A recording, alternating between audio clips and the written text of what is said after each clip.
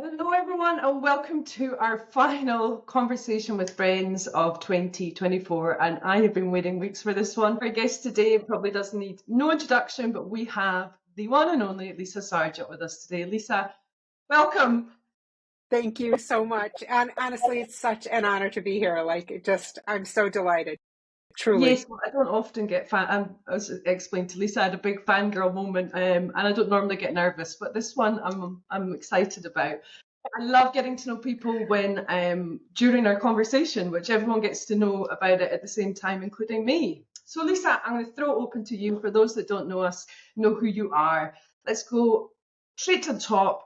Who are you and what do you do? So I am Lisa Sargent. I am a fundraising copywriter and a donor communications specialist from the United States East Coast. About 2.5 hours north of Boston is where I'm based. People might know me from Sophie, from the donor thank you clinics that I did about 1 million years ago now with Ken Burnett. And I don't know what else to say, really. I mean, that's basically what I do. I wear my heart on my sleeve. I'm very outspoken on the socials about donor communications and gratitude, especially. I'm also, I should probably say, I'm the author of Thankology, which is the new book that just came out. Completely forgot about that, but there you go. Yeah, we will definitely get to that book. So I think one of the things we're going to go backwards before we go forwards. And Sure. I think the fundraising nest and the community and the peer-to-peer thing, one of the kind of inspirations for me, kind of creating this open source community that's similar kind of to, there's other places across the world doing it, but it's about people and inspiring people. A lot of my learnings have definitely come from other people. And so straight in with a question for you in terms of, and this can be kind of personal, professional, but when you look back on your life, who is it that stands out as someone who's inspired, I guess, your moral compass and who you are as a person today? My moral compass and who I am as a person today. So, I mean, definitely my mom. So my dad died when I was 12, and my mom raised us 3 girls, and my mom was a strong figure. She did whatever it took to put a roof over our heads. And I can remember just a super quick example, which I hardly ever share with anybody, but I will share with you in your community. When I was about 13 or so, I can remember coming home. It's quite cold in the wintertime where we are in New Hampshire. And it was really, really frigid cold. And I'm the youngest of the family. So I was the last one left. Both my sisters one was at college, one was married. And we came home together at night, and there was no heat in the house. There was no electricity. And I said, Mom, it's freezing in here. Like, why is it dark? And she said, oh, don't worry about it. It's no problem at all. It's just because we've lost power, clearly. And I look around, and I didn't ever think to doubt her, but I looked around and I thought, okay, all of our neighbors have electricity, but we don't. And it was because she didn't have enough money to pay the electric bill. But that's what I grew up with. She was just a delight as a human being, so strong, tough, second generation Italian American, and just so absolutely my mom. She's in the dedication in the book. You'll see the name Josephina. That's my mom. What an inspiration, absolutely. And in terms of your kind of fundraising, who are the people you look to for inspiration in the kind of fundraising space? Ken Burnett, definitely. I mean, Ken for me, when I first started really understanding the power of gratitude, I had spent about 4 or 5 years writing for a large animal welfare charity in the United States. And that relationship finished, and I wrote something for The Agitator, the blog The Agitator, and Ken saw it and said, hey, would you want to do something for Sophie? And I had just, I had his relationship fundraising. Actually, I have the new one right here. Right. and honestly, I read relationship fundraising, and it was the closest thing I had ever seen to what I knew was working already at this animal welfare charity. The power of gratitude, the power of treating donors like their generosity mattered in a way that was important to them, not just like an ATM kind of transaction. So definitely Ken would be huge. He looms large for me. I remember the first time I read the book, and you don't want to, but I remember reading it going, I already do this. Oh my God, I'm doing the right thing. I love that about it. You read books to gain more knowledge, but when they kind of affirm for you that what you've been doing instinctually is the right thing, and that you really are a relationship fundraiser at heart, because I do believe it's instinctual more than anything. Like if you've got that instinct, it's how we should all be operating. Yeah, I totally agree with you, Michelle. It's like I just feel like the power of generosity, the generosity, not just generosity like, oh, trying to always get donors to give more, give more, give more, but to think about generosity of spirit, generosity of heart. They give their time. I mean, and then like over the years, and you've probably seen this yourself, but over the years, the notes that you get back from donors when you start to do this, and they're keeping beneficiaries in their prayers, and they're rooting for your staff, and it's just, I mean, you can't get better than that. Like that's the fabric of humanity. It's just, Yeah. this is the greatest work. Like I tell all the time about this. For me, this is like sacred work. This is Yeah. heart stuff. Yeah, yeah, So yeah, Ken, yeah. yeah. Yeah, he is. I mean, he's everyone's inspiration, isn't he? For sure. Mm-hmm. Okay, let's go Mm-hmm. back a little bit more. Fundraising. What's your earliest fundraising? I think for me, when I lived in a council estate in Scotland and tower blocks, and I remember when Live Aid came out, and it just blew my mind. We were running about the flats doing kind of knocking on everyone's door, doing shows for money for the kids in Africa, and that was powerful for me. We lived in poverty too and on benefits, but we still wanted to help the children, and so that was huge for me. What's your fun memory? I would go back really to think about more. For me, it was like what I learned was more philanthropy. If I don't know how to, I'm not sure how to articulate this. When my first sort of elementary school, I was about 7 or 8 years old, and it was a tiny little schoolhouse, like in the community I used to walk to school. They had this grounds work that they needed to be done, and there's actually a photo of me as a little tiny kid with this little wheelbarrow helping out at school, and understanding that you could pitch in to be part of something bigger than yourself. And that sort of blossomed into like a campaign when I was just probably 10 or 12 to help save some trees that were going to be cut down in our neighborhood. And then becoming a candy striper, a volunteer at 14 or 15 in the hospital. And I think that might be sort of the evolution that got me. When I was volunteering in the hospital, I volunteered on the ward for older people.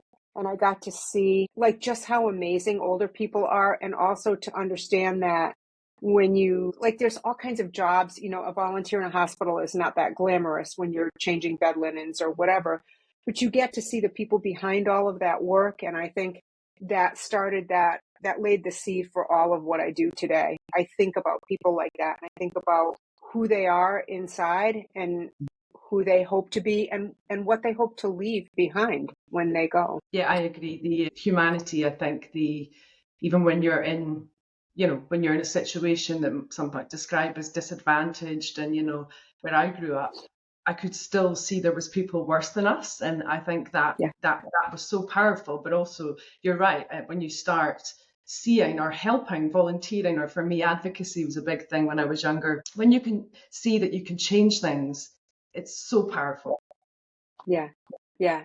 Yeah. And to make a connection with people, Yeah. and then also to see like that if you're part of something bigger, like you with the Live Aid and the singing and stuff, putting on shows, and Yeah. you get to see like you really can make a difference. And even if you make a difference to one life, you still make a difference to somebody else. Like it's just huge to me, very powerful. It is, and I think as well, and we all know this now too, all of us do something for ourselves. Like, I don't believe there's such a thing as true altruism. We do something to make ourselves feel good, to get ourselves out of that space. It's such a win-win situation. The idea that we're now coming around that actually giving is good for you as well as the cause you're giving to. That is such a beautiful triangle. If it helps you, it helps the cause, and we get to help all of them, help the donor live longer, happier, healthy lives, and change something they want to about the world. I think it's incredible. Yeah, I 100%. Yep, absolutely. It's Brilliant. Right, yep. let's find out about you. So you are, like, I think the number one thankology, and you have a new book which has just come out. So tell me, how long has this been in the pipeline? This is the longest book to creation, I think, ever. It took 10 years to come to publication. I think it was 2014. Jeff Brooks recommended me to Emerson and Church, Jerry Chancholo, who's since passed away. And it went through like 5 rounds of edits with Jerry and just never got off the ground. And then finally the last couple of years, and actually it was Ken Burnett who kept emailing me and saying like, hey, where are you almost done? How are we doing? Gave me a little kick in the butt when I needed it. And so 10 years in the making, here it is, finally. Yeah. What can we expect from this book?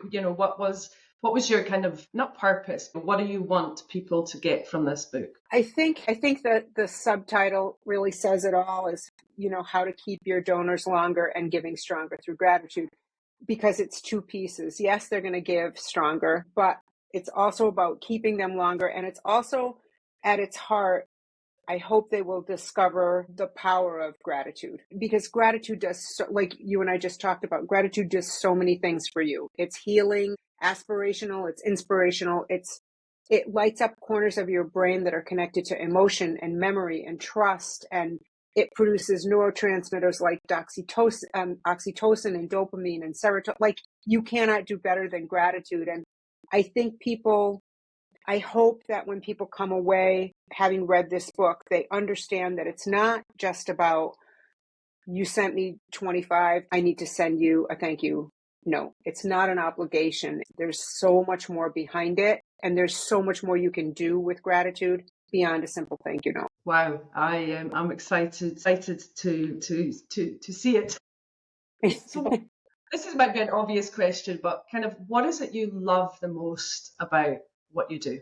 I love to be able to tell stories that touch people, that open their eyes to bigger parts of the world, that connect them to beneficiaries in ways that they might never have thought of before, and that really honor the humanity underpinning it all. Like, I really do believe, as weird as this sounds, when I get background information for, say, a fundraising appeal, and maybe it's about people who are, struggling with drought and hunger in Somalia, what I do is I look at that interview and I say to the person, what story do you need me to tell? Yeah. Like, I have a conversation with the person, which sounds completely crazy, but that's what I do, because I need them to tell me that story so that I can share it with donors. Like, it's almost like you're a conduit. And I love that part of it. And that's probably why I'm still actively writing this many years later. I didn't go on to try to do something different and distance myself from it. I love that part of it.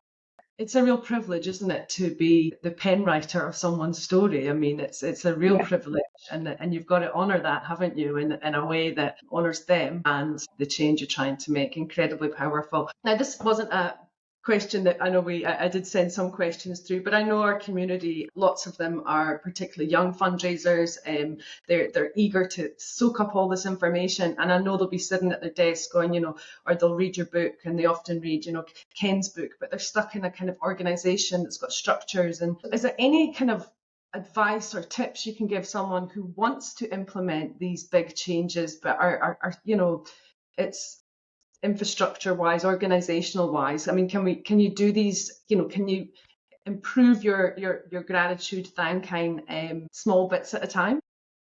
Absolutely. That's actually what the book is all about. And so what I did when I set out to write Thankology, it's divided into more than 2 parts, but if you can almost think about the book in 2 parts, which is, there's sort of the how-to part, which is how to just take a thank you note, which everybody sends, and just make that thank you note better. If that's the only thing you can do, start with that. Like, start where you are. Start with what you have. That's how all my clients started. Some of them started with 1 newsletter a year. Some of them started with 2 newsletters a year. And you have to kind of move things in baby steps. It doesn't happen overnight. Very few organizations are able to do that. And then the other piece of Thankology is I took and I researched extensively all the background sort of support that I could find for somebody at an organization trying to make their case to say, look, this is what can happen when you start to move this needle on gratitude. And there's there's page after page after page on that, and how much it can change in retention, what it can do to your bottom line, if you will, what it can do to your lifetime value of donors. And so I wanted to think about that person at that organization having to go to the executive director or the CEO or something and say, here, I'm going to make my case. This is what gratitude can do. It's super important, isn't it? And I've got Ken's book next to me too. And for those that have read the book, there is a real strong call to action in that book that I'm so glad to see. And it is turning it around to this. It's kind of part of why the fundraising nest exists. I've always believed that had we looked after our fundraisers the way we know how to look after donors, we would have a much happier, healthier, fruitful sector. How can you have a major donor program when they leave after 12, 18 months? It's critical. And I think we're all feeling that. We're all trying to help the people that aren't quite getting their voices heard and what needs to happen. And so I love the fact that you're giving them real tools to do that. Tell me, overall, do you think there's more organizations doing it well? Is there still a lot to be done? I think there will, but that's the main reason I wrote the book. But I also think that one of the most important ways to do that is Chip and Dan Heath, the authors of Made to Stick. What they did was they say, find the bright spots, right? So that's what we need to look at. We want to point out the organizations that are doing it well. I'm not out to say oh, look at this organization, oh, shame on you. That's not what this is about. We want to shine the light on everybody who's doing it right so they can be an inspiration and help others around the world. Yeah, there's a lot more to be done. You could tell by the sorry state of retention, really. I mean, if we were doing it better, we would keep more donors. Yeah. And that's the goal. Yeah, absolutely. Tell me what excites you about the future of our sector. Stuff like this call, and being able to share the power of gratitude, being able to share on social media. I love that we're connected more. And so, people like you and I who might never, ever, our paths might never have crossed, here we are talking. That, to me, the community is probably, for me, the best part of that gives me hope for the future, is the community of the future. I think of all professions, potentially they've all got an association, or we need to force the fact that this is a profession, but also when you are a professional fundraiser, that you do need bodies and training and education. But I believe the future of it too is a real strong community. The future of all associations and things have to be about the community, have to be about the people. There's so much knowledge going to be lost if we don't share it. I think, and it's critical that we share it. And I love that, people can learn now like this, our videos. When you're listening, doing your work right now, fundraisers, and you're listening to us in the background, you're absorbing all of that. I think when you get people's opinions and points of views, and, theory and textbooks are great, but there's nothing like somebody who's done it, knows and knows their stuff. Yep, I agree. And I think also, like you said, if they're working away and they can hear us in the background, and maybe you feel a little bit less alone, like you're not the only person out there who, you think, oh, because I can remember when I first started talking about gratitude like that, and I thought, I've got to be crazy, nobody else is thinking like this. And so you kind of start to realize, hey, Lisa and Michelle are talking about this, and I'm not alone in the world. This is a good thing I'm doing. And people need that kind of support, because we don't want, like you said, what's the turnover, 18 months or something like that? We need to do better than that. People deserve a little bit of love and attention at the work they're doing, which is tremendous. Yeah, and they need to, not only do they need to, I've been in a situation myself, where I was sent to this wonderful conference in Singapore, wonderful, the manager ticked the boxes, she'd give me my PD, it was, and I came back and I'd learned so much, and I couldn't wait to share it with the team. And it was very much, we don't need to hear what you learned. If we've got time at some point, you can tell us. That's the other side for me. Educate your team, give them every opportunity. But if you don't let them implement what they've learned, it's a complete waste of time. Yeah. Amen. I agree 100%. And then I think, you come back, really, if they send you somewhere like that and you come back, you're kind of almost like an emissary. You have this great store of knowledge and passion and excitement, like you come back all fired up, you should be able to share that with others and spread that enthusiasm, because that's so contagious. Yeah, absolutely. So yes, it's definitely learning, but having the trust and the autonomy to learn it. And, try. What's the worst that could happen? Learn from your Yeah. mistakes and give it a go. Absolutely. We Yeah. are nearing the end of our conversation. I could talk to you forever. Lisa, the book is out now, and we will put a link when we share this video as to where we get the book. And I know we're potentially working to get it more accessible to Australian and Kiwi fundraisers. Watch this space.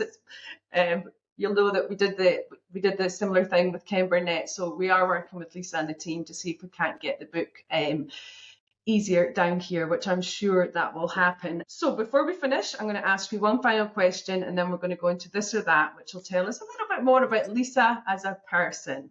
But Sure. my last question to you is, and I know people love this one, but Lisa, what advice would you give to your younger self that you kind of wish you knew then that you know now? I think I would give my younger self two pieces of advice.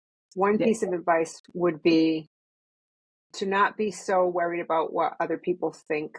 I tend to be a fairly anxious person and concerned, socially sort of awkward. And I stumble when I speak. And you put a keyboard, the joke in my family is if you put a keyboard under my fingers, I can communicate. But if you make me speak, we're in trouble. So they're like, just write it down. Write it down. What do you need to say? It's awful. But I think I would say, like, be authentically you, your authentic, quirky self, because the world needs that. And I would say that to every single person out there, whether you're 12 or 22 or 32 or 72, just be authentically you. We need more of that. We need more you. That's what I would say to me. And I would also say, don't worry about failing, because that's the best part of learning is failing. You try, the guts to try, and Yeah. just tough it out. Absolutely love that. And I will also remind people, and even the most confident of people who are there, everyone, I still get nervous. I still, I'm an extroverted introvert. I love being around people, talking to people. But none of us are walking around super confident and thinking we're awesome. So yes, I agree. I do wish I still, care way too much what people think about me. But I think that's our heart, isn't it? We care about everything, and that's a good heart. And I think that's, it's good that we care.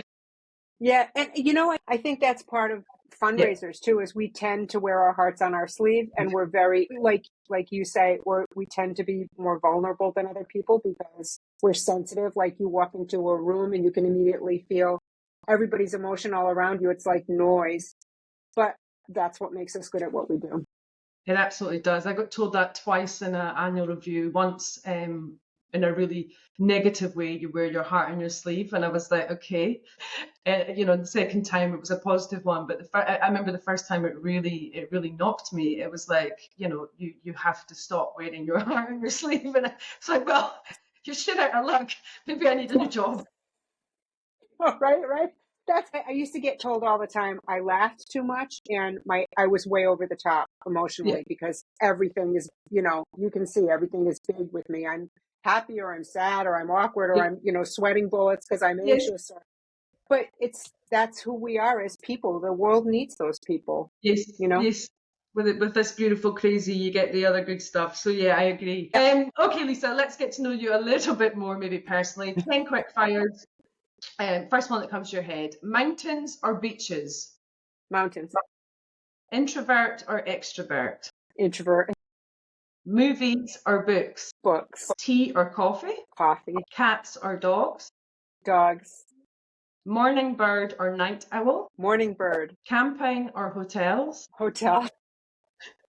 Phone calls or text messages? Phone calls, I guess. Pizza or curry? Pizza. Italian, yeah. I don't know if you know this last one, but it's Marmite or honey. Do you get Marmite? I don't, but I know what it is. Honey. Honey, of course. Yeah. Wonderful. Thank you. Of course, the Italian is going to be pizza, isn't that Italian heritage there? Lisa, it's been a delight. We have totally enjoyed having you here today. This is going to be going out just before Christmas, so everyone have a wonderful festive time. Whatever you do during the holidays, spend it with people that you love and take a break. It's very much take a break, look after yourself, and we do wish you all the best. And what a beautiful gift that Lisa has been our last guest of the year. Lisa, thank you so much for joining us today. That was a bit of a wee dream come true for me. I absolutely appreciate you a lot, and I can't wait to get my hands on your book. We will share how you can get a copy of Lisa's book, and please do follow her on LinkedIn. Beautiful. Do follow Lisa and check out, I'll share all the links of how you can find out all the amazing stuff Lisa does. But thank you. And that's a wrap for 2024, everyone, for Conversations for Friends. And we'll be back in 2025. Oh, I'm so grateful, Michelle. Thank you so much. Bye. Bye-bye.